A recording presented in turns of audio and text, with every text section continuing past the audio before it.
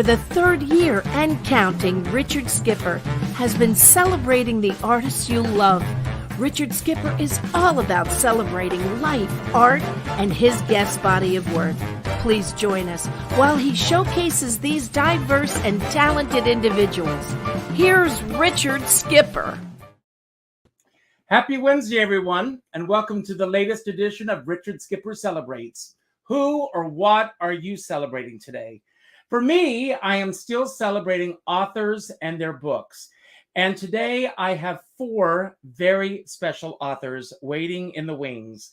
Unfortunately, for those of you who were hoping that Sally Hodel was going to be here today, she unfortunately, due to illness, had to drop out. So we wish her a speedy recovery, and hopefully she will return before the end of the month. But today we are going to be talking about Hollywood husbands. We're going to be talking about Vietnam and the music industry. We're going to be talking about great acting teachers and surviving the 7th grade. After all, if you can survive the 7th grade, you can be a great actor. And we're also going to learn that there are no small parts in Hollywood. I know you've heard it before, but it's all true. I've been celebrating authors and their books all month. I am up to here in books, and I still have not had enough. I love to read. This month was set up to celebrate great books. I hope that you're all reading, and I hope that you're all taking advantage of all of these great authors that we've had on the show, and that you are checking out their books. So before we bring on our first guest, I would like to give you just a little sampling of some of the great authors that we have had on this show since we started doing this show at the beginning of COVID. Here they are as we celebrate National Book Blitz Month. Here they are.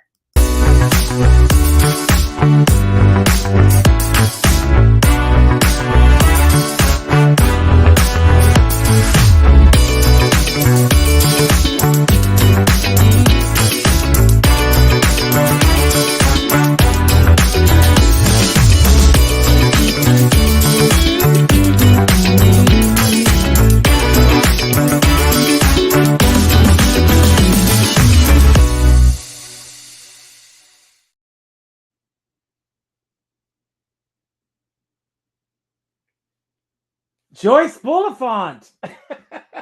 Hello, I'm so glad you're here. You're muted. Joyce, you're muted.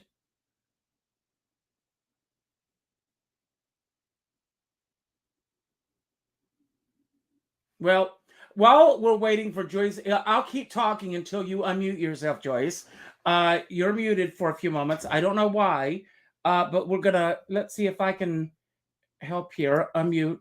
Joyce, you're muted. I don't know why.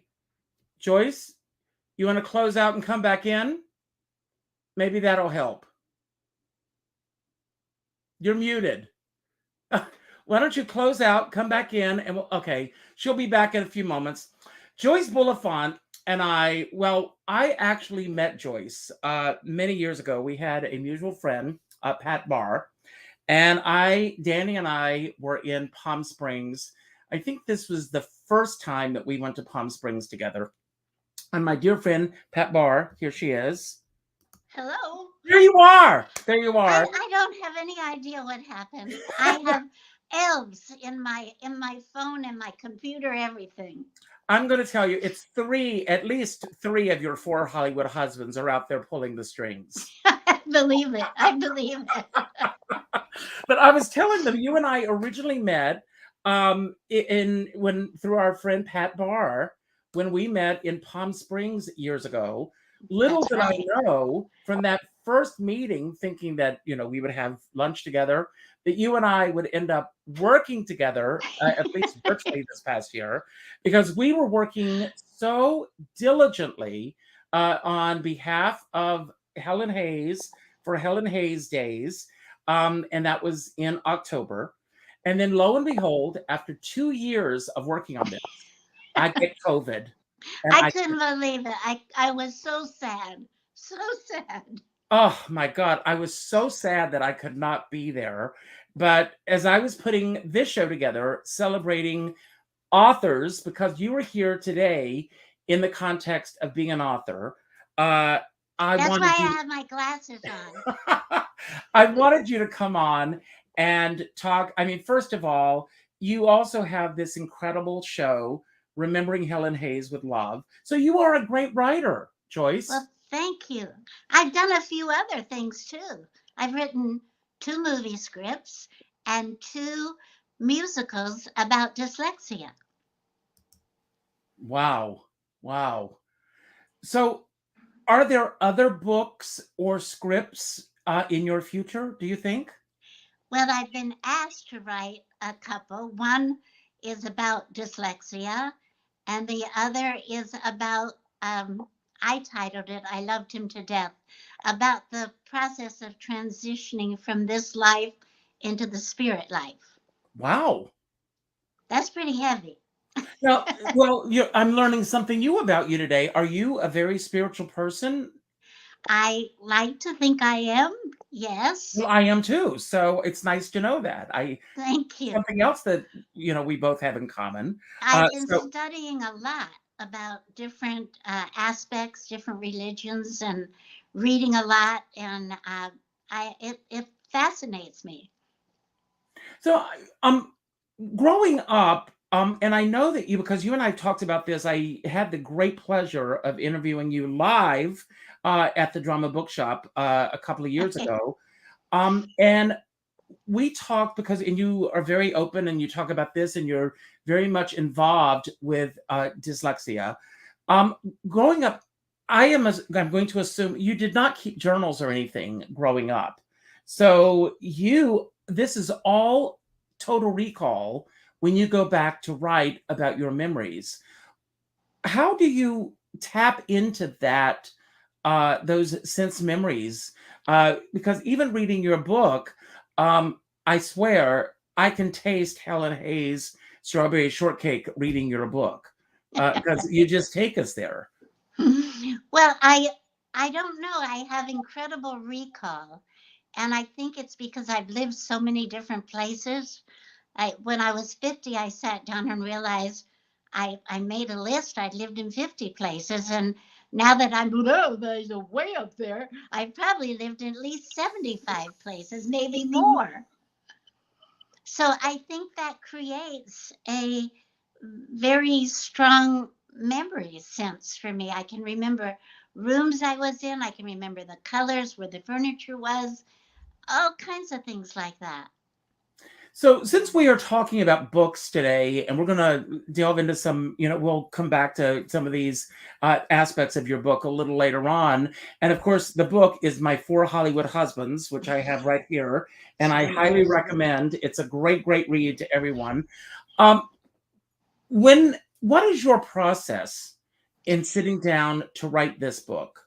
Well, to write that book, I had just separated from my husband, William Asher, and I went to live in Colorado because I had become so codependent and taking care of him. I thought if I was in Los Angeles where he was, I would continue to be that codependent person that wouldn't help him. So I decided, well, what the heck am I going to do up in the mountains of Colorado? Well, maybe if I write a book about all the places I've lived and call it Home Sweet Home, Where Is It? And that's what it started off to be. And my process of writing was to get up in the morning, go downstairs, because my bedroom was up in the loft of this little condo, go downstairs, make a pot of tea, bring it upstairs with my Lance nightie on, get under the quilt, and I would have a legal pad, and I just start writing. And I had to do it from the beginning of my life, to do it chronologically. And you should see that yellow pad, because I seem to put the subject at the end instead of the beginning, being dyslexic, and the writing, the spelling, oh my God, is terrible. So then I would do that. Then I would talk into a tape recorder, and that would be my second draft, because the first draft was correcting everything on the yellow legal pad. Then when I would speak it into the tape recorder, that would be another draft. Then it would go to a secretary who would type it out for me. And then I would get it. And then I would correct that. And that went on for a long, long time. This started 24 years ago. In 1993 is when I started it. And then when I was just about what I thought finished with 750 pages, I had a friend call me who's an author, Bruce Cook. He's a wonderful writer.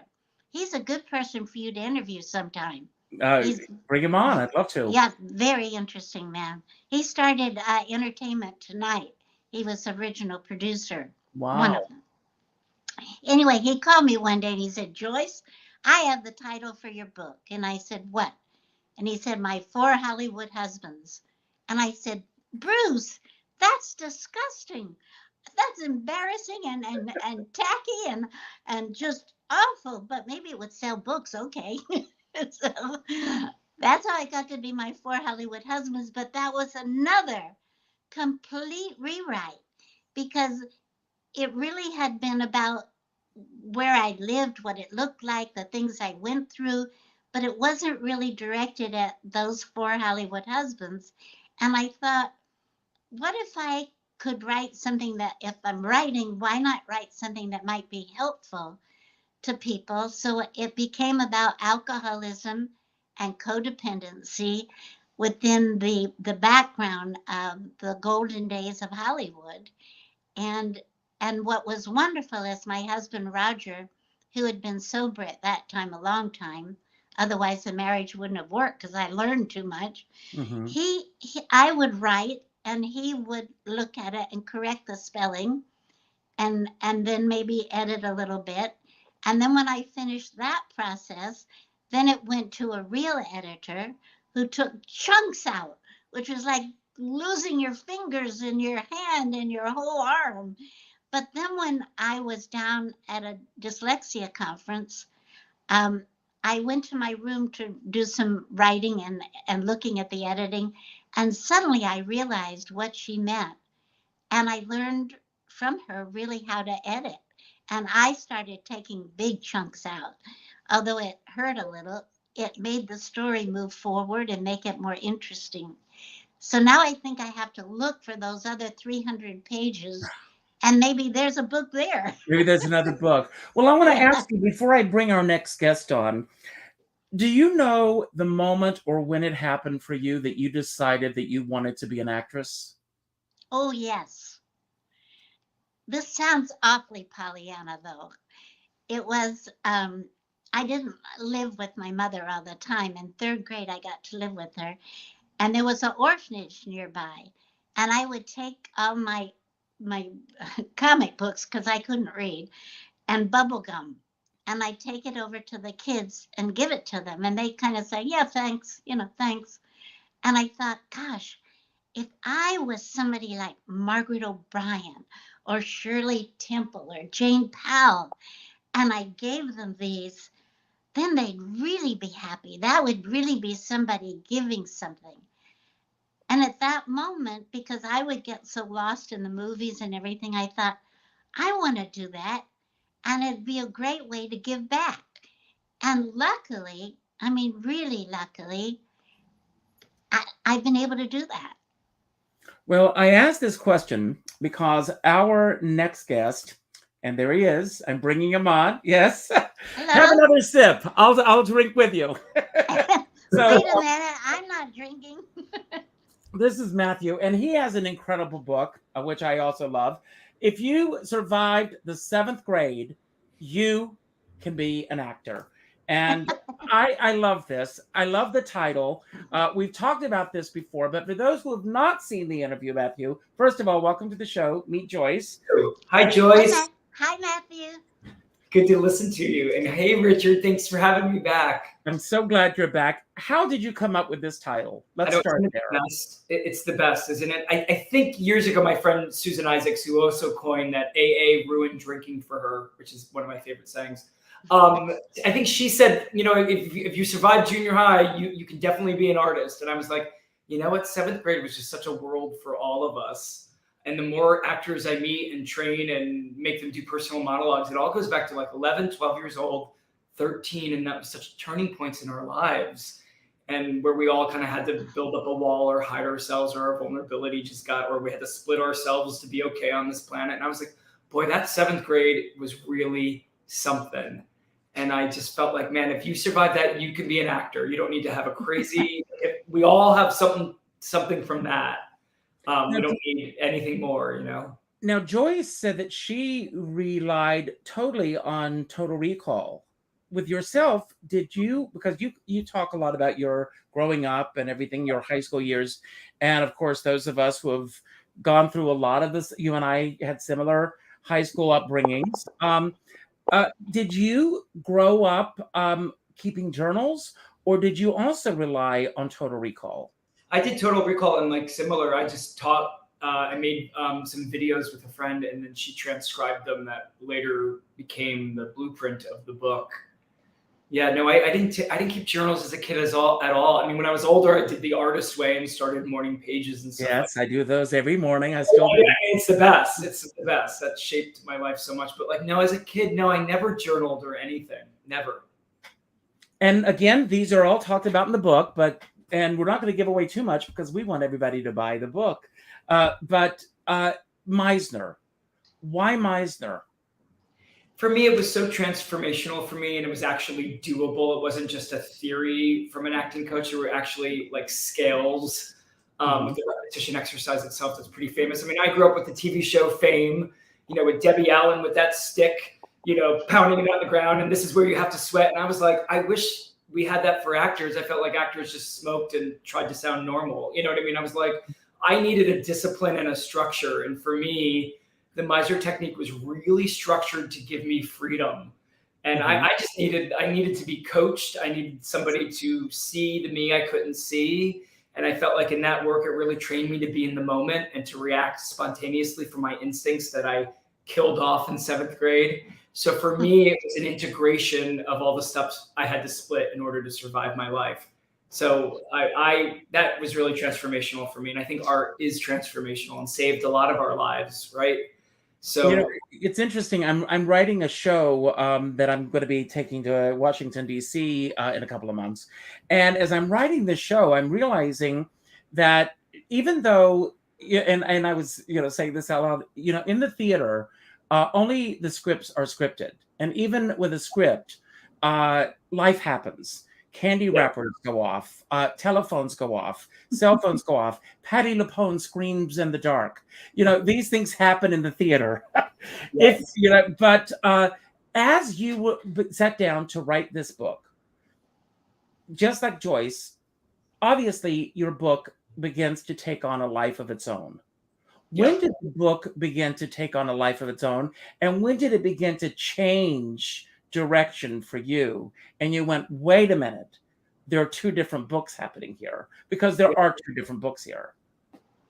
Yeah, I mean that's a great question. I think, right, it's the person I had to become to complete the book. Like, I realized in the process, I'm like, I don't know how to, like, this is where I normally would give up. Like, I hit that. I don't know if Joyce, you ever hit that, but like, I was like, I don't know how to format this. I don't know how to, me needing someone else was really vulnerable. And I think that was when it turned for me that am I really going to commit? Because you get such a dopamine hit saying, I'm going to write a book. And then that felt so great. And I'm like, now I don't even want to do it because that felt so good, you know? And it's like forcing yourself to do the hard stuff, you know? So Richard, I think that it was once it was all transcribed and I'm like, what do I do with this? And how do I make it make sense? And I have all these stories that I just didn't know what to do with it. And I was like, okay, I need help. And I need to create a team to help me with my editor and stuff like that, just to help me to finish this. So yeah, I mean, it's also the book about stopping myself from doing what I know I want to do, right? Your own self-sabotage is also the sub copy of the book. Oh, thank you. Come on in. Sorry, I just have to plug in my computer. Thank you so much. No, that's great. I'm going to bring on our next guest here for a moment. God willing that everything is going to work and everything because we were having a few technical glitches. And Joyce, you two met a few months ago because first of all, John DeLeo is an incredible film historian. And this book, There Are No Small Parts, is phenomenal. I'm just going to open up just to anything. Here we are at the bachelor party. Look at this. I just love this. And every chapter, I thought when I got this book that I was going to be reading about these small little parts that actors have played in films. No, you get a real sense of who these artists are and their history and everything. And the research that went into this was amazing. So as we were putting the Helen Hayes event together, we needed the perfect film historian to come in and present Helen Hayes films. Again, I was sick and I was not able to get there after we got John DeLeo on board. And here he is. John, I am so Hi, glad. John.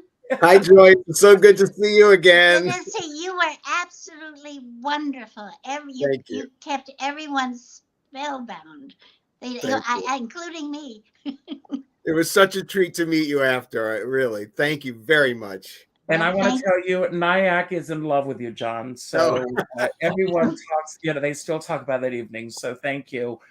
John, how many books have you written altogether? Well, the one you're talking about is number 7, and I'm just started number 8 in November. Is it something you can mention, or do we have to wait? I can just tell you it's my Oscars book. And you think a guy writing about movies, it's taken you 8 books to get to the Oscars? But it's true. It takes some actors longer than that. Yeah, there you go. So I never got there. I was waiting Mm-hmm. to find a fresh window into it. That's what I can't reveal yet, because the book's not going to be out for probably 2 years. But I think I found a cool window in it. And again, it is, I will tell you this, it does focus on the acting awards, and it will move chronologically, but it's, I hope I have an interesting spin on it. So I've done 8 of the chapters, and I'm thinking there'll probably be 40. Well, let's give a little homage, if we may, to Robert Osborne. Sure. Because Robert Osborne, if you're like me, I had his Oscar book growing up. Me too. That book was the Bible. And, and just this past week, we lost another very dear friend, Carol Cook, and Robert Osborne was her best man when she got married. Robert, thank you for the work that you did, because you paved the way. You're going at it from a new perspective. What are you learning or is it something you can't even talk about right now? Well, I think I always learn a lot because I think you get your idea and you kind of map it out. I usually visualize the finished product before I write a word, just so I can believe it can actually turn into a book. But then, of course, there are always the surprises. And I think the biggest one is how the book teaches you how to write it. Meaning, I've done the first chapter, it took me this long, I think I need to do that and go through it this many times. By the 3rd or 4th one, I don't mean to diminish it by saying it's like a conveyor belt, but you do get into day 1, this happens, day 2, that happens. And usually when you have a new concept on material you're familiar with, there are always connections you make between people's careers and it just the time they did something previously that you never thought of them in connection, those kinds of things that you're able to bring to the book, and you think, wow, if I just got excited about figuring that out, I hope the reader will feel that same tingle, so that kind of thing. And of course we do. You know that. Thank you. I hope you know Good, that. Richard. I mean, I'm a fan of your work. So, it's now you're going into your 8th book. And, I'm along with Joyce, I'm a very spiritual woo-woo type of guy. This is a 7-year in numerology. So you are too, Matthew? Yeah. Oh, yeah. Okay. Yeah. So this is a 7-year in numerology. So this is all, the timing is really good on this, John. I see great things in your future. Maybe you'll get a special Oscar for this book. But, has your process evolved? Changed since, very much since your first book? Well, my first book was a quiz book, and Joyce and Matthew will appreciate that I wanted to be an actor. That's what I went to Ithaca College to be. I moved to New York, did the whole thing of any acting job I could get for 13 years, woke up on my 35th birthday in a panic and thought, oh my God, I'm not going to be a star. I just figured it out. And then I kind of always had the movie thing as my hobby. And I kind of started writing quizzes. And that's what became my first book. It was a Hollywood quiz book. So even when the first book came out, I didn't think of myself as a writer. It was the second book where I tried to challenge myself to think, can I actually write essays on these people, on these performances? And I guess I came at it not from someone who had a writing talent who was looking for his or her subject. I was someone who had a lot of things I wanted to say and had to just figure out how to say them well. And so I think I got more confident with each one. And so, yes, I at some point in the last 25 years, I do think of myself as a writer. And like I said, each one sort of gave me a new challenge to try to sort of up the ante on what I was trying to do. And so in the writing part, I actually feel pretty good. And if you told me when I was 34 that I was going to be a writer and write books, I would have laughed because it made no sense to the life I was living. And that was just last year. You and I are the same age, Richard. We know Yes, that. I know that. Those elves are playing havoc with us today. I know Mercury retrograde ended today, but it just Thank kicked heavens. Yes, it just kicked Matthew out of the room, but he's back. Oh. I want to bring our next guest on because he has been involved in the music industry. He's written this incredible book, The Other Side of Rock and War. He's been on the show before. Brilliant, brilliant, brilliant book. Billy, you can hear us. You're on screen, Yes, Billy. I can. Thank you. I'm enjoying every moment of it. Thank you. Welcome to the show. Billy, what was it that first intrigued you to want to sit down and tell your story?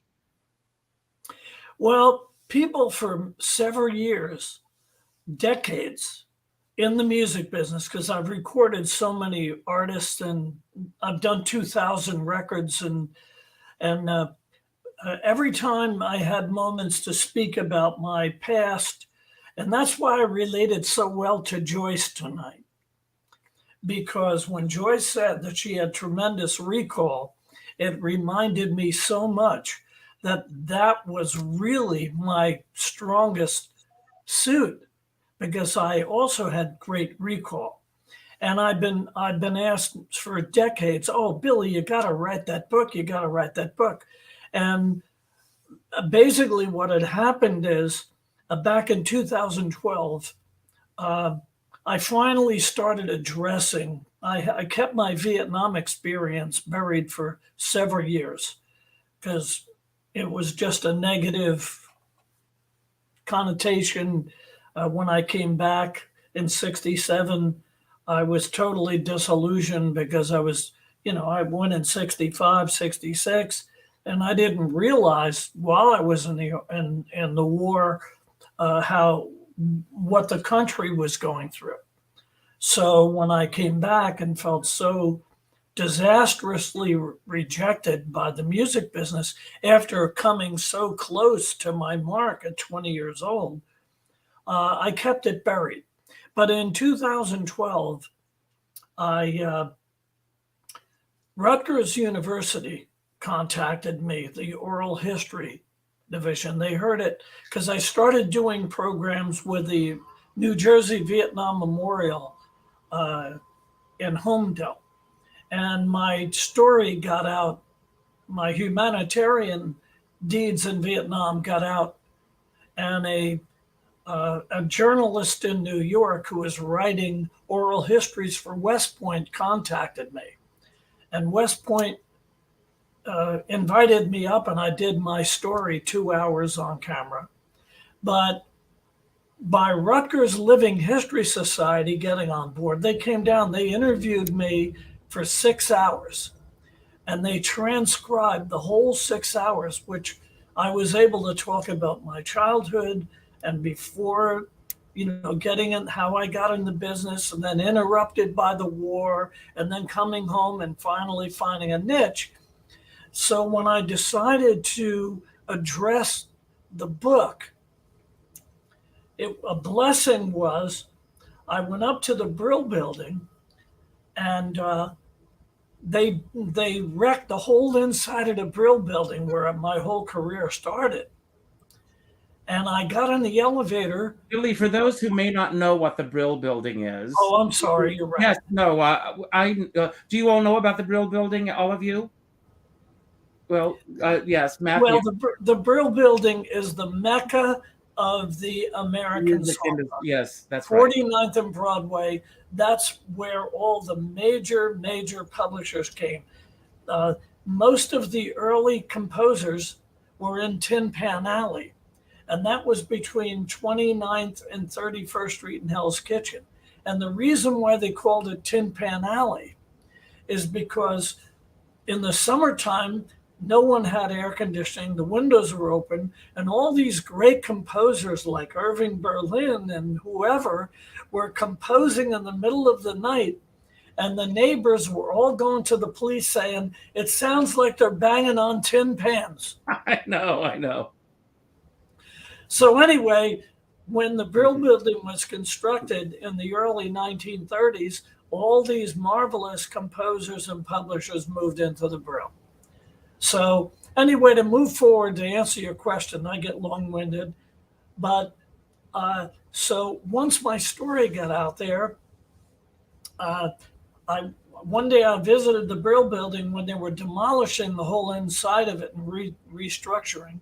And I met a gentleman who was in charge of the transition. And I started telling him anecdotes about the days in the Brill, with meeting Rodney Dangerfield picking on me and all these marvelous anecdotes. And he put me in touch with a fellow who was in the investment group that took the building over. Lo and behold, I met with him.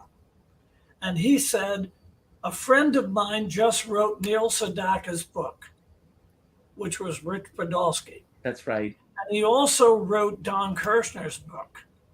And he introduced me. And after meeting Rich agreed to work with me to put all of this together. And that was a major blessing.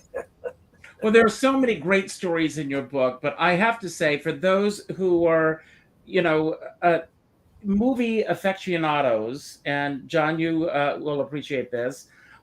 Speaking of no small parts, you were responsible, Billy, for a very famous teen idol ending up in a very famous movie. Yes. Where you want to talk about that?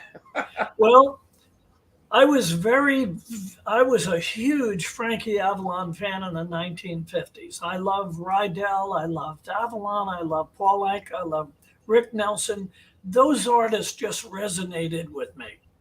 And in my yearbook, when I graduated grammar school in Belmar, New Jersey, it had all my favorites. And Lloyd Bridges was my favorite actor for Sea Hunt. And Shadow in the Pines was my favorite book, even though I never read it, but I had to put something in there. And I wrote Venus by Frankie Avalon was my favorite song.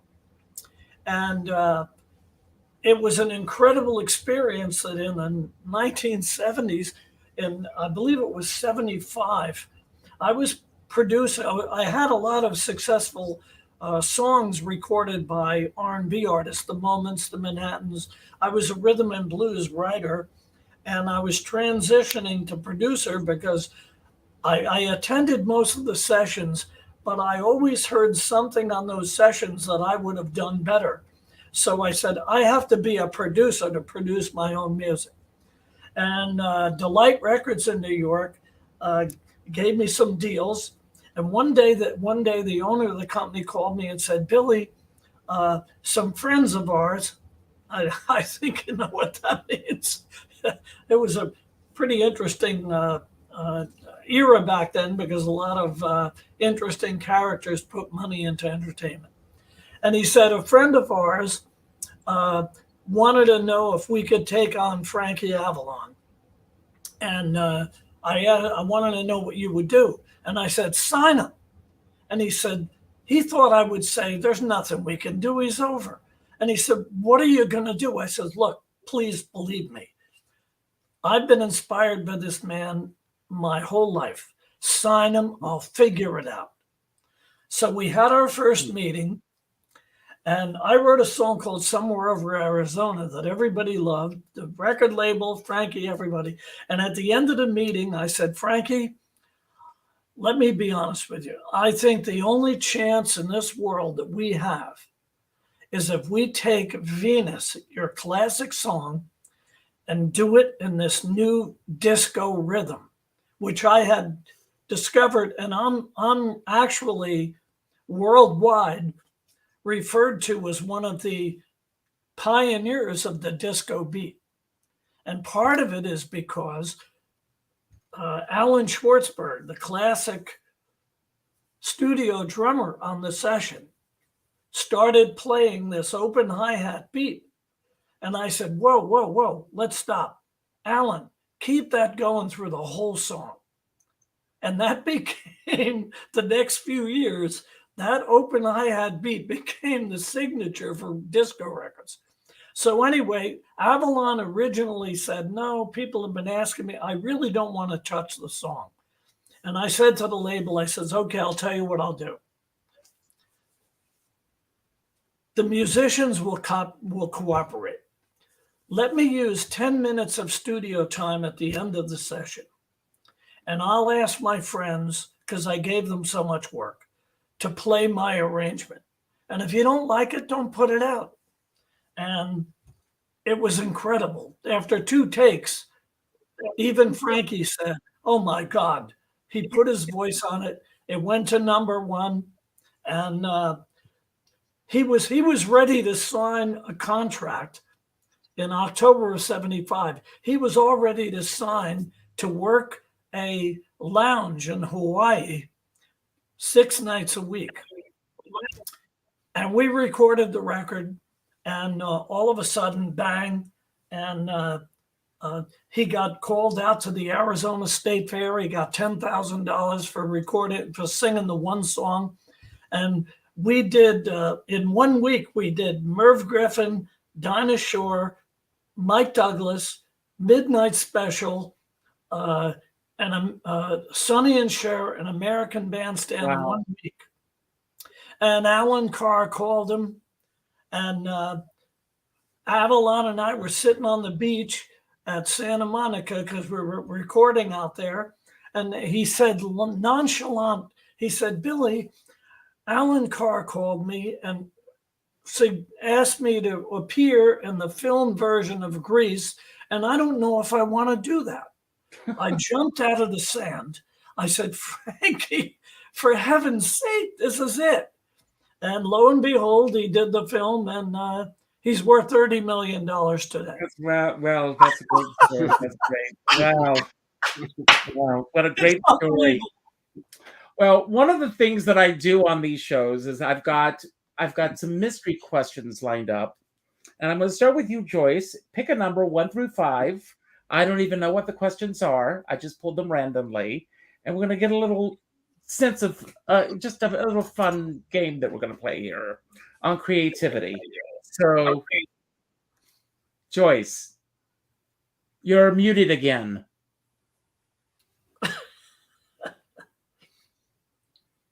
I don't know what happened. You're muted. Well, we lost her. She'll be back in a few moments.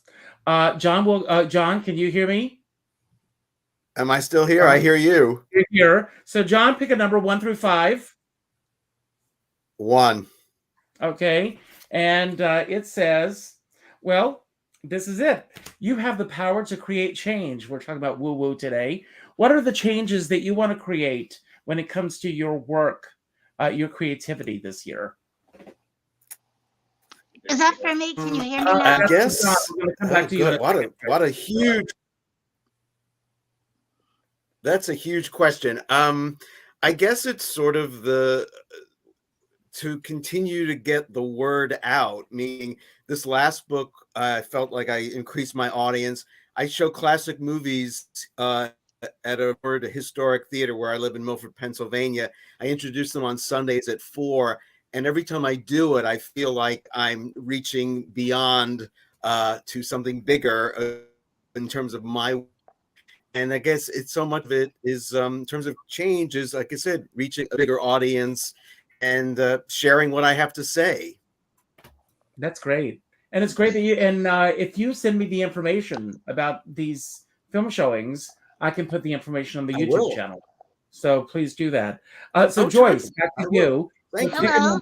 pick a number 1 through 4. 1 to 4? Yeah. 3. And your question is, what's the most embarrassing thing that's happened to you at a book signing? Oh my gosh. Well, that's interesting. A lot of embarrassing things, but two very elderly men came up to me and said, "You remember me, don't you?" And they were classmates, and I didn't remember them at all. That was embarrassing to me. Wow. Because they were old. Well, Joyce, were they from the 7th grade? Yeah, good thing they weren't. Good thing they didn't say they were your husbands, Joyce. That would have been even worse. Could have That's where been. you were going. Don't you remember I was married to you, Joyce? Well, that could have happened too. Matthew, pick a number 1 through 3. 1. Your question is, if you could only, this is an interesting one. If you could only eat, well, if you could only repeat, I'm going to rephrase this to go along with it. If you could only give one chapter of your book for everyone to read, what chapter would you give and why? Yeah, I think I would do my first chapter, which is me talking about my childhood and growing up. I think that's the most vulnerable for me. And I don't know. I just feel like there was a shift in my life after I wrote that and after I published that. And I felt like a lot of leftover shame like dissipated, because shame can only live in secrets. And me just putting my story out there, just for me, that first chapter for sure. Good for you. Right. That's Thank great. you. Appreciate that. That's great. Billy, That's you great. get to pull one or two. Billy?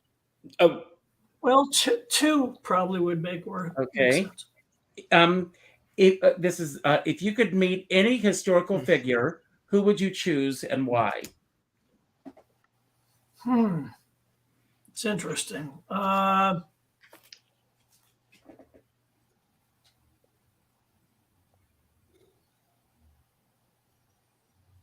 I'll probably get kicked off the show, but I would like to read. I would find it very interesting to meet Richard Nixon. Well, you're not going to be kicked off the show for that. I met Trisha Nixon Cox when I was in the 6th grade. They came to our class, and we went on a field trip, and we met Trisha Nixon Cox. And she sat down and she told us all to go home and tell our parents to vote for her dad.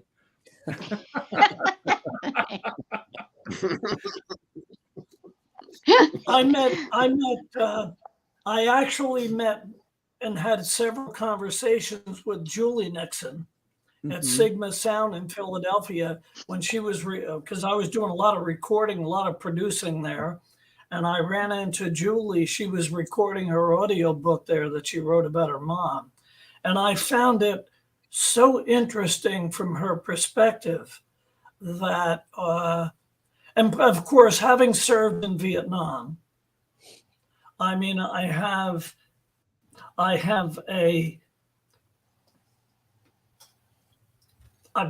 a lot of thinking since then because it affected my life so seriously. And I would love to sit down with him and get his take on if he had been elected in 60, whether there would have been a Cuban Missile Crisis, because I've always doubted that the Soviet Union would have challenged him, even though President Kennedy was a great, great guy, and I admired him. But I think the Soviet Union underestimated him. And I can't help but wonder, from my perspective, whether they would have challenged him. And if they hadn't, and we hadn't lost nuclear superiority in the mix, whether the Vietnam War would have ever been relevant. Wow. So that's my reasoning for wanting to sit with him. Very interesting. Well, thank you for that. Joyce, dealing with creativity, are you able to live without, this is a very interesting question now, are you able to live without expectations? And when you were writing your book, what were your expectations? Wow. Able to live without expectations, I think, is very important. And I think you acquire that ability the older you get. At least I hope I have. Oh, I did hear somebody the other day say, what advice do you have in looking for a mate? And it said, don't look for someone who's pretty or handsome or funny or wise. Look for someone without expectations. Wow, that's interesting. That's It great. is, isn't it? And did I have expectations as a young wife? Yes, I did. And I think with each husband, I dropped those expectations. I am going to tell everyone, again, get Joyce's book, because when she married her first husband, that's when she, Helen Hayes, became your first mother-in-law, and she advised you not to marry him. Yes, she did. And I didn't understand at the time, and I thought it was a terrible thing for a mother to say. And I didn't, it wasn't going to be in the show that I did, because it's called Remembering Helen Hayes with Love. But there were so many times that she said things to me that were startling as a mother about her son. And it wasn't until I was working with the editor on my book and doing the Helen Hayes show, and I got to that point in the book, and I said, I don't know whether to say this. It sounds so terrible. And she said, what do you mean? And I said, for a mother to say, I don't think you should marry my son, he's not good enough for you, that sounded terrible to me. And she said, she was trying to protect you. She was trying to protect you from the life she had being married to someone who was an alcoholic, and how hurtful it was. And it wasn't until that point that I realized that. And it became part of the show that was a very important part. Wow, that's amazing. Yeah. Great. Everyone get the book. It's incredible. Absolutely. Matthew, Yes. when do you feel that your creativity really began for you? I mean, it has to be the movies. I mean, it has to be being a kid in the movie, like many of us, right? I think the movies raised us, right? Like, I think plopping in front of the TV or going to the movie, seeing old movies on TV. I mean, I think that is possible to go live in this world. I just didn't want to live in my world. I wanted to live in any other world, right? I wanted to be in the chocolate factory. I wanted to be in Oz. I wanted to, have an adventure. I just wanted out. It was a classic Disney want song of a character. You know what I mean? I just wanted Absolutely out of my life, I think must have been very young. Must have been 4 or 5. Yeah, for sure. Great. Now, John, I'm going to put you on the spot, because this is something that's very important to me. I'd like this is going to be your PSA for today. Your thoughts on funding for the arts. My thoughts on, say that again. I'm sorry. Funding for the arts. My Funny. thought funding for the arts. I support funding for the arts. I think I was lucky in the 70s going to a high school. I can't say how much money came from or where it came from or how much money went into those programs. I was in a madrigal singing group in high school. The stuff that we're exposed to, as Matthew was just saying, the stuff that gets the juices going. If you're in situations where that stuff comes into the world, whether it's not, an off-Broadway theater company or it's something that comes into the school, all that stuff that gets your juices flowing, it's invaluable. And it doesn't matter what you do with it. It doesn't mean you have to be a creative person in terms of being in the arts. I studied theater. I don't use anymore, but everyone I know who went through that kind of program uses all those things in whatever they're doing with their lives. I mean, anything, so many creative things are about collaboration, and that's a great lesson for whatever you're doing in life. So yes, anything that stimulates in terms of the arts and that helps that along, I'm on board with. That's great. Richard, may I add something to that? Yes. May I please? I'm dyslexic and I work with dyslexic children. And I think that teaching drama to dyslexic children really helps them learn to read because it's a multi-sensory approach to reading. Yeah. Absolutely. Thanks for bringing that in. So I've been reading a book called The Morning Routine. And it's great. It's all of these creatives who have talked about their morning routine and the importance, or for some, they have no morning routine. So I'm going to go to you, Billy. Do you have a specific morning routine? And if so, what does your morning routine consist of? Well, I have to laugh because it's so lame, but I get up and I haven't watched news in 28 months. So what I do is I get up and I just avoided it all because I'm a very opinionated person and I'm trying to get out of that mode because it doesn't prove anything, and it's more annoying than anything. So I'm kind of at 78 years old. I figured. So I get up in the morning and I watch a black and white film from like 7 to 9, whether it's on, I watch one of the films from the 40s or 50s every morning, or I watch Columbo, which I love. Oh, me too. In the 1970s, I was so busy. I played in a band and I was recording. And then when I got the hit with Avalon for the rest of the 70s, I was working constantly in the studio. I watched very little television all through the 1970s. And I missed out on all these great shows. And when I got sick in 2012 and I was just about ready to die, I was on the couch for 5 weeks. And I discovered MeTV, and I started discovering all these marvelous Columbo and Rockford Files and the Canon. So I get up, and if it's not Columbo, a black and white film, because the 40s and 50s films are just so marvelous.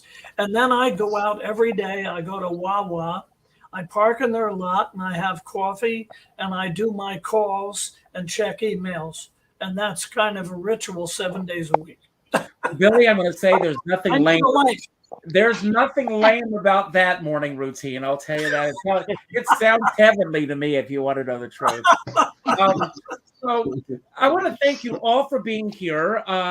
Joyce, Natasha Lombardi has already ordered your book today, so we made at least one book sale today.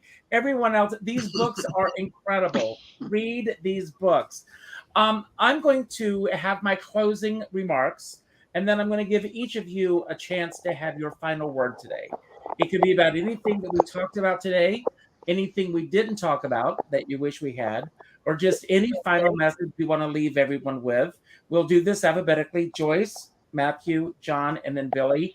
And then, Billy, don't worry about how to end the show. When you say goodbye, the final credits will roll. I will start, and each day I pull a word. And the word that I pulled this morning was abundance. This is abundance to me. To have this platform, to be able to sit down, not only with the guest on the show, but my friends that show up religiously for me and pop in and see the show, tell their friends, buy the books, and show up. It means the world to me.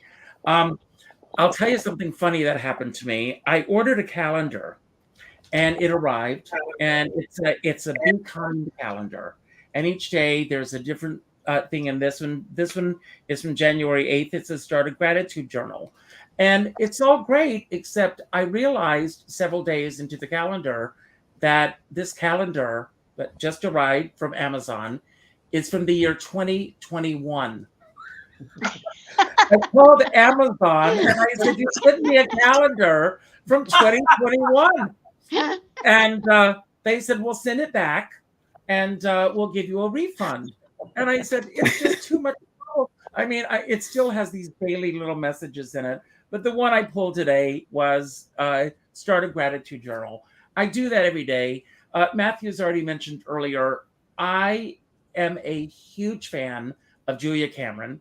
And I begin every single day with my morning pages.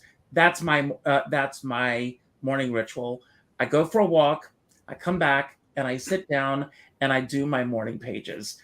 And I talk about, and I commit to putting at least 3 things each day that I'm grateful for. I have 4 things right here, 4 people that I'm grateful for. John, Joyce, Matthew, Billy, thank you. As I mentioned earlier, just this past week, my dear friend, Carol Cook, passed on. But what a life. She passed away just 2 days shy of her 99th birthday. And she was still going strong to the very end. My uncle also passed away last week, and another dear friend of mine passed away. And I say this at the end of every show, and I know I sound like a broken record to those of you who tune in, but I ask, how many of you let it sink in, and how many of you actually take the time to do what I say to do at the end of each show? And that is to pick up the phone and call someone that you haven't spoken to in a while. Not an email message, not a private inbox message, not an email, a phone call. And let somebody out there know that they matter in your life. When Carol passed away, the outpouring of love on social media was outrageous. And her nephew said it would have been nice if so many people had seen that a few weeks ago. It's important that we share our love for each other while we're all here to enjoy it. I have a dear friend, he says, we're all in this together, but we're not in the same boat. And then someone sent me a meme and it said, we're all in the same storm, but we're in different size boats. Some are in yachts, some are in canoes, some are in rafts, some are in tugboats, pushing everything upstream. It doesn't matter what size boat you're in. Just make sure that if you're in a boat, that you have a skipper by your side. And with that note, I'm going to leave the screen and I'm turning it over to you, Joyce. Thank you, and everybody, make it a better day. Joyce, it's all yours. Oh, Skipper, you're the skipper I have in my boat today. And thank you for introducing all these wonderful people that I hadn't met before. And I'm looking forward to getting all their books. And abundance, I have tremendous grateful, a heart of abundance and gratefulness for all these people on the show today and all the people who are suffering in the world. And I say prayers for them every day. So God bless everyone, and happy journeys. Thanks, Joyce. Thank you, Richard. This is such an honor to be here. And thank you just for the reminder of gratitude and calling someone on the phone. That means a lot to me. And this was just so important for me. I'm just thinking of my morning routine, and just my word of the year is intention, and just being intentional about my thoughts and my feelings, and programming myself of the stuff I do want to think and the way I do want to feel, as opposed to what I don't want to think and what I don't want to feel, and just being really intentional and just programming my mind and creating a space and a place of being around people that inspire me, like you guys, and pulling me towards something greater than myself. So that's what I'm about right now. And I'm just grateful to be an artist and to be alive, and to have studios and be able to train actors and be in aha moments, and transformation is just so important to me. And yeah, it's such a pleasure to be here. Richard, I just really honor you. You have so much art and you're so beautiful. John, I give it over to you. Thank you. Well, going along with what Richard was saying about making connections to the people that matter to you, I live in Pennsylvania now, but I lived in New York City for 30 years. I was just there for 4 days over this holiday weekend, seeing people from my childhood, from my college years, from family, from neighborhood. And he's so right. There's no substitute for really connecting, sitting down one-on-one or with 5 other people or with 10 other people, and just savoring the time we have. And of course, as you get older, you feel that even more. So I'm so grateful for the time I just spent, and looking forward to doing more of that in 2023. And I thank all of you on the show and listening out there. Thank you. Okay, Billy. Okay. Well, it's certainly an honor to be on this program with such marvelous people and marvelous creative talent. And as a part of the Sardi's alumni for many years, I certainly hope at some point I can meet some of you over there at Sardi's.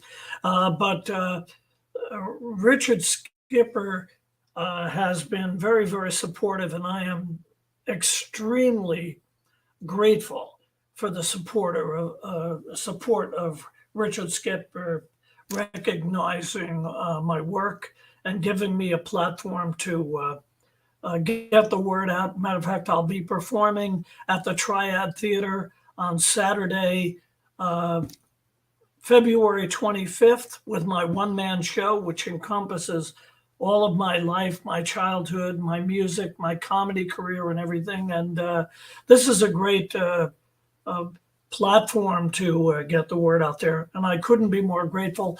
And I wish everybody great success with their books. And God bless.